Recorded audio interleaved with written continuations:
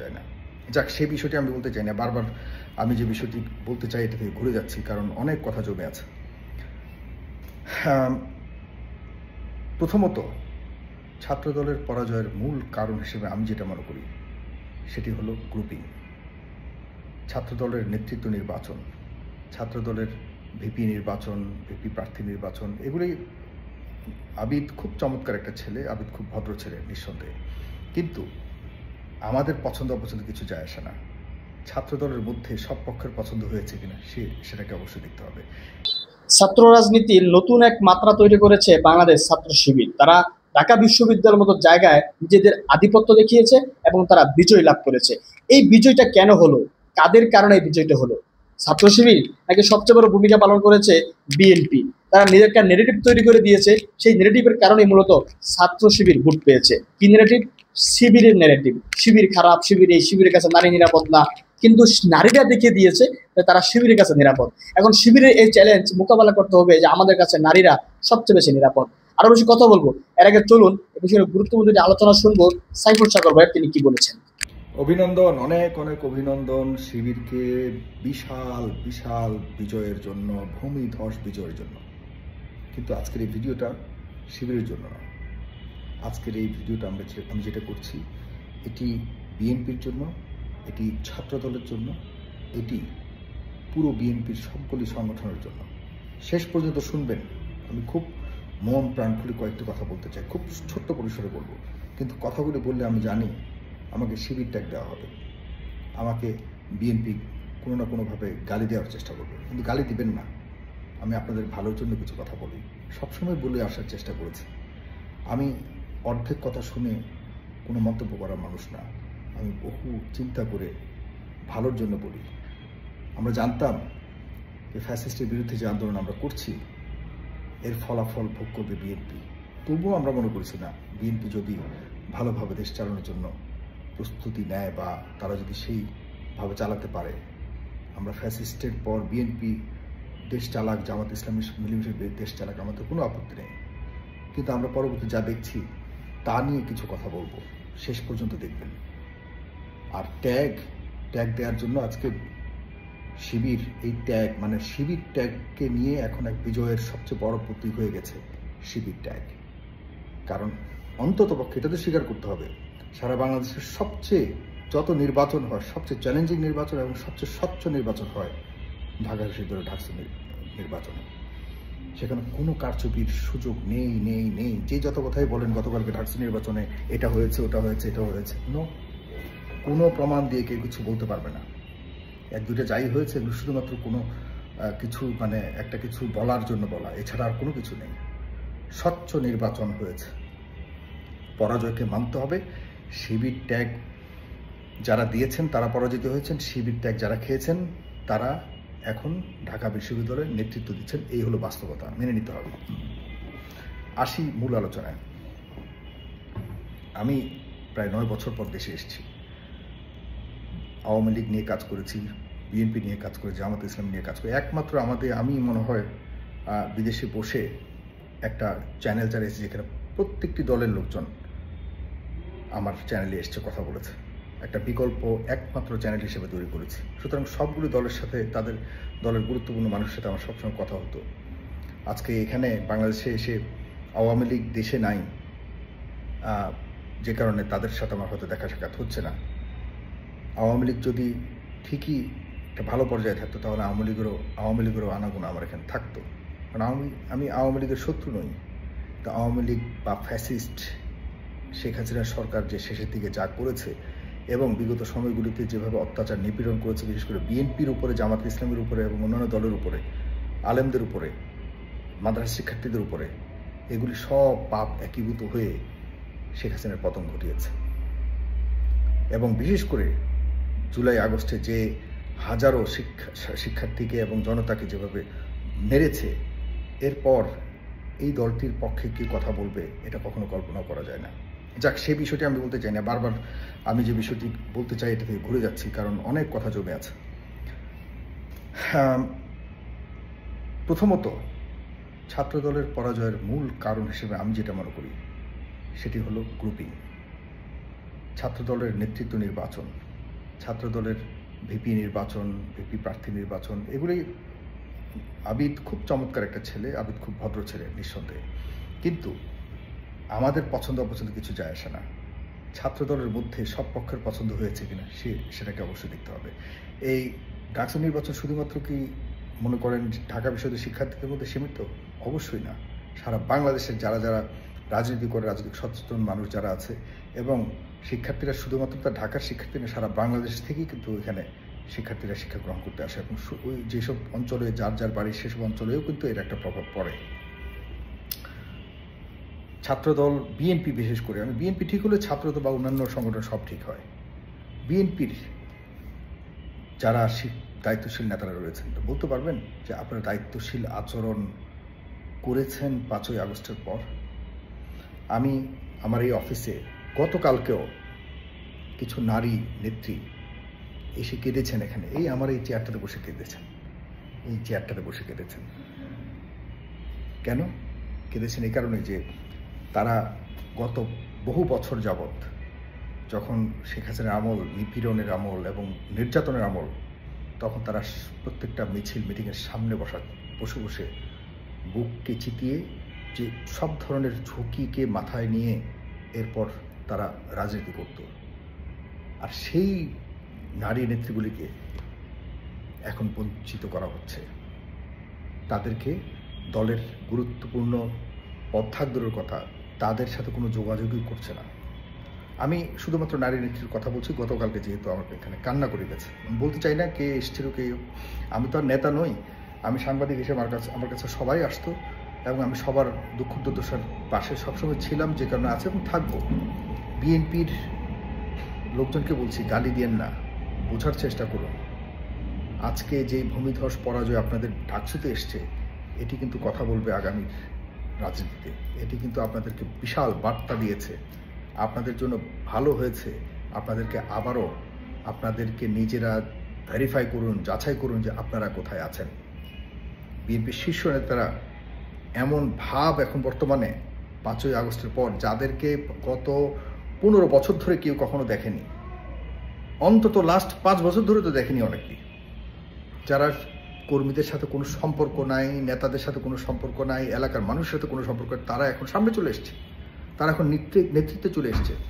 বিভিন্ন অঞ্চলে, বিভিন্ন ওয়ার্ডে, বিভিন্ন ইউনিয়নে, বিভিন্ন থানাতে যেসব কমিটি দেয়া হচ্ছে, এরা সব না অন্তত বিশাল একটি অংশ যারা ঘাপটি মারা ছিল, যারা আওয়ামী লীগের আমলে ওইসব সুবিধা ভোগ করেছে, ওইসব সরকার মানে আগের সরকারের বিভিন্ন স্তর সুবিধা ভোগ করে ওইসব নেতাদের সাথে, আওয়ামী লীগের নেতাদের সাথে বিভিন্ন ধরনের সম্পর্ক রেখে নিজেকে ঠিকভাবে চালিয়েছে, ঘর সংসার চালিয়েছে। বরং কিছু কিছু নেতা তো বহু টাকা উপার্জন করেছে, এরকম বহু খবর আছে, হাজার হাজার খবর আছে। তারা এখন নেতৃত্ব দিচ্ছে। বুকে চাপা কষ্ট নিয়ে যারা দীর্ঘদিন সামনে ছিল যে একদিন না একদিন বিএনপি ক্ষমতার আশপাশে যাবে, সেই সময়টা সুসময়ের জন্য অপেক্ষা করে করে যারা রাজনীতি করেছে তাদেরকে কোনো গুরুত্ব দেওয়া হচ্ছে না, কোনো গুরুত্ব দেওয়া হচ্ছে না। এখন একটু যখন সুসময় এসছে, তখন এই ঘাপটি মারা লোকজন, ঘাপটি মারাদের সংখ্যা এত বেড়ে গেছে, যারা বিগত সময়ে জীবনকে বাজি রেখে রাজনীতি করেছে তাদের সংখ্যা এখন নগণ্য হয়ে গেছে, একদম নগণ্য হয়ে গেছে। আপনি জনাব তারেক রহমান, আপনার নেতৃত্ব নিয়ে কোনো ধরনের সন্দেহ নেই। আমি আপনার রাজনীতি করি না, আমি কোনো দলের রাজনীতি করি না, আপনার কোনো ইয়ে নেই, আপনার কোনো ধরনের দুর্বলতা নেই, কিন্তু আপনার বিভিন্ন স্তরের নেতাদেরকে যদি আপনি সঠিক রাজনীতি না করান, এবং যারা ত্যাগী, যারা বিগত সময়ে আপনার দলের জন্য ভূমিকা রেখেছে, তাদেরকে যদি সঠিক মূল্যায়ন না করেন, সামনের নির্বাচনে আল্লাহ না করুক ডাকসুর কিন্তু প্রতিফলন কোনো না কোনোভাবে আপনার কোনো না কোনো একটা বিশাল অংশে আপনাকে দেখতে হবেই। ডাকসু কিন্তু আমি গতকালকে বলেছি, ডাকসু কিন্তু সাধারণ নির্বাচনের মানে সামনে জাতীয় নির্বাচনের প্রতিফলন আমরা দেখতে পাবো। আপনার নেতাকর্মীরা, আমি টেম্পো স্ট্যান্ড, বাস স্ট্যান্ড, ওই চাঁদাবাজি, টেন্ডারবাজি, এগুলো নিয়ে আমি অভিযোগ করতে চাই না, কিন্তু এইসব অভিযোগ কি একদম ফেলে দেওয়ার মতো? একদম ফেলে দেওয়ার মতো। আপনি মনে রাখবেন, মানে আমাদের প্রত্যেকটি বিষয়কে জনগণ অবজার্ভ করে। হাসিনার আমলে হয়তো ভোটের মাধ্যমে কেউ প্রকাশ করতে পারেনি, কিন্তু সামনের যে ভোটের নির্বাচন আসতেছে মানুষ কিন্তু কিছু বলবে না। এখনকার মানুষ কিন্তু দেখে দেখে শুধু লিখে রাখে কে কী করলো, আর এর ফলাফল দেখবেন আপনি ভোটের মাধ্যমে। ভোট যখন দিবে তখন মানুষ মনে করবে যে না, গত কয়েক বছর কে কী করলো, কে আমাকে কষ্ট দিয়েছে, কে কাকে মূল্যায়ন করেছে, কে কাকে সম্মান করেছে, সেসব বিষয়ে কি মাথায় রেখে ভোট দিবে। আমি কত টাকা ইনকাম করেছি, কত টাকা করিনি, এর চেয়ে বেশি গুরুত্বপূর্ণ হবে যে আমার সমাজ সংসারের জন্য কে আসলে দায়িত্বশীল এবং কে যোগ্য। তখন ভোটটা দিবে মানুষের মেমোরিতে, তখন মানে তার বিবেকে প্রশ্ন জাগবে কাকে আমি ভোট দিব। সেখানে গিয়ে কিন্তু বড় ধরনের আপনাকে চ্যালেঞ্জের মুখে পড়তে হবে।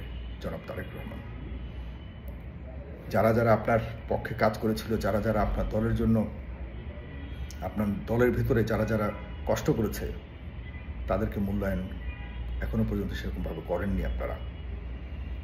আপনারা একটা সিন্ডিকেট হয়ে গেছেন, একটা সিন্ডিকেট। আপনারা 5 তারিখের পর প্রত্যেকটা অঞ্চলে একটা সিন্ডিকেট হয়ে গেছে, যে যারা যারা ঘাপটি মারা ছিল তারা একসাথে হয়ে যারা ত্যাগী তাদেরকে কোণঠাসা করে ফেলা হয়েছে।